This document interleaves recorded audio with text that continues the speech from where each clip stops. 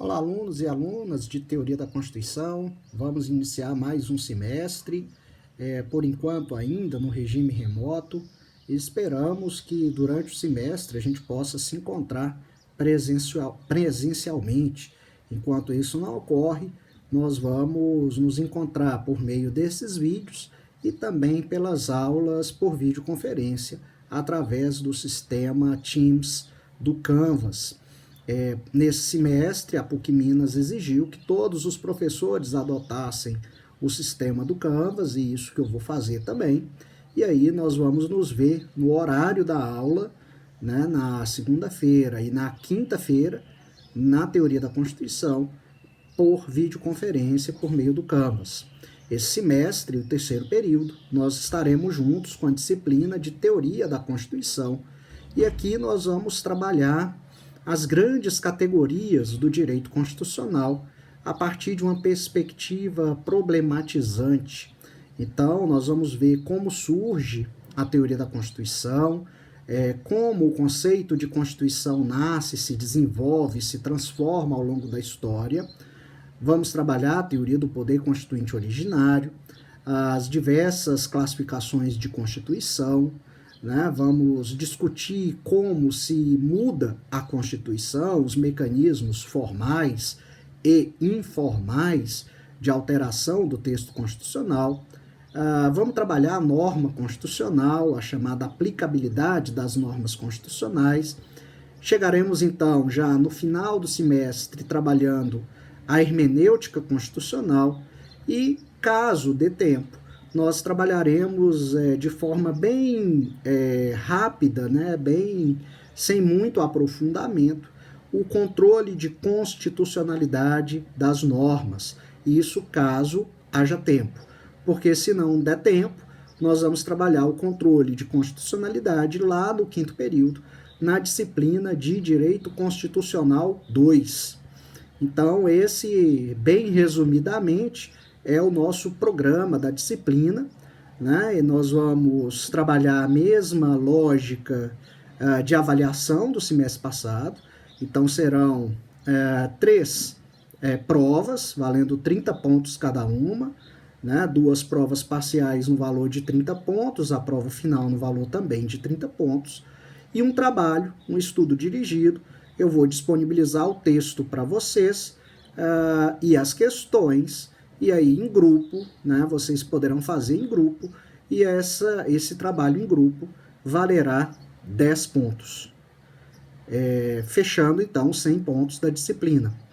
Hoje, no horário da nossa aula, às 20h50, nós nos encontramos no Microsoft Teams, né, na videoconferência, como a gente já fazia no semestre passado, só que no semestre passado a gente fazia por meio de outro sistema, né, e esse semestre nós vamos usar o Teams, que é um sistema bem legal, bem interessante, né? Eu já participei de uma palestra por meio do Teams, foi bem legal, e é bem bacana o sistema. Nós vamos aproveitar bastante lá a nossa aula, a partir das 8h50 de hoje, tá? Quanto ao material, né, eu trabalho com o meu livro de Teoria da Constituição, inclusive já mandei para vocês no grupo, né? Quem tiver o livro, ótimo, mesmo que seja das edições anteriores, não precisa adquirir a edição nova. Quem quiser adquirir a edição nova, eu já passei as informações no nosso grupo de WhatsApp. E aí, caso queiram, podem adquirir, né? Inclusive, o meu livro de Teoria da Constituição é a literatura, é a bibliografia básica utilizada em toda a PUC Minas no curso de Direito para a Teoria da Constituição. As provas são no mesmo estilo do ano passado, né, de modo que não há grandes novidades, tá? Então, nós vamos iniciar a disciplina de Teoria da Constituição, né, trabalhando a origem da Teoria da Constituição, tá? A Teoria da Constituição, ela nasce, né, ao contrário da Teoria do Estado, que é uma disciplina mais antiga, né, como vocês viram lá no segundo período, as discussões sobre teoria do Estado, elas se iniciam já no século XV, XVI, com toda aquela discussão sobre razão de Estado, muito bem mostrada por Michel Foucault na obra Segurança, Território e População. A teoria da Constituição, por outro lado, é uma disciplina bastante recente, né? Ela não tem 100 anos de existência, né? Porque a primeira obra, intitulada Teoria da Constituição, foi escrita e publicada durante a República de Weimar, na Alemanha, por um autor ligado ao nazismo, de nome Carl Schmitt. Então, a origem da teoria da Constituição não é muito honrosa, digamos assim, porque ela nasce a partir de uma perspectiva totalitária, né, de direito, esboçada por Carl Schmitt. E Carl Schmitt pretendeu modificar a expressão, porque as reflexões de direito público, quando eram feitas, né, na Europa, recebiam sempre o nome de Teoria Geral do Estado ou Teoria Geral do Direito Público, né? Carl Schmitt quer inovar exatamente porque ele não quer traçar essas similaridades entre os diversos países, porque, de acordo com ele, isso não levava a nada. Então, Carl Schmitt batiza sua obra de Teoria da Constituição, porque, na verdade, o que ele pretende é discutir qual é a peculiaridade, qual é a especificidade da Alemanha. Afinal, por que que os alemães são alemães e não portugueses, italianos, franceses, etc., né? O que que caracteriza a Alemanha enquanto Alemanha?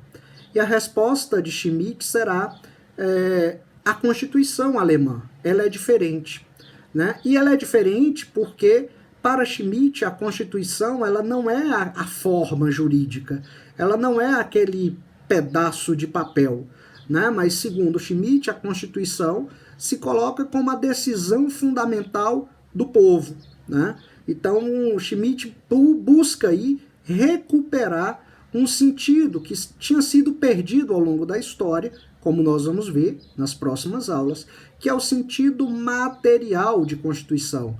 A Constituição entendida pelo seu conteúdo.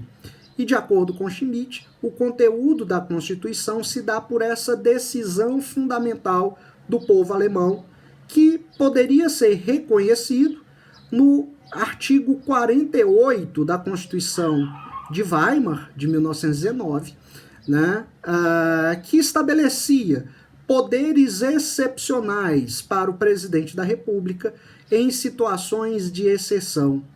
Porque, para Carl Schmitt, o soberano é aquele que pode decidir no estado de exceção, né? Então, Schmitt vai estabelecer o conceito de Constituição a partir desse artigo 48, por essa decisão fundamental do povo, né? Nós veremos na próxima aula, e aqui é apenas uma breve introdução, nós veremos na próxima aula como esse conceito, né, de Constituição de Schmitt e a própria ideia de povo em Schmitt são extremamente autoritários, para dizer o mínimo, né? Democracia e o conceito de democracia em Schmitt é um grande paradoxo, porque acaba por inviabilizar a própria democracia. Então é isso, pessoal, nós nos vemos mais tarde e vou disponibilizar esses vídeos tanto no meu canal do YouTube quanto também no sistema Canvas. Então um grande abraço, nos vemos na nossa próxima aula. Até lá!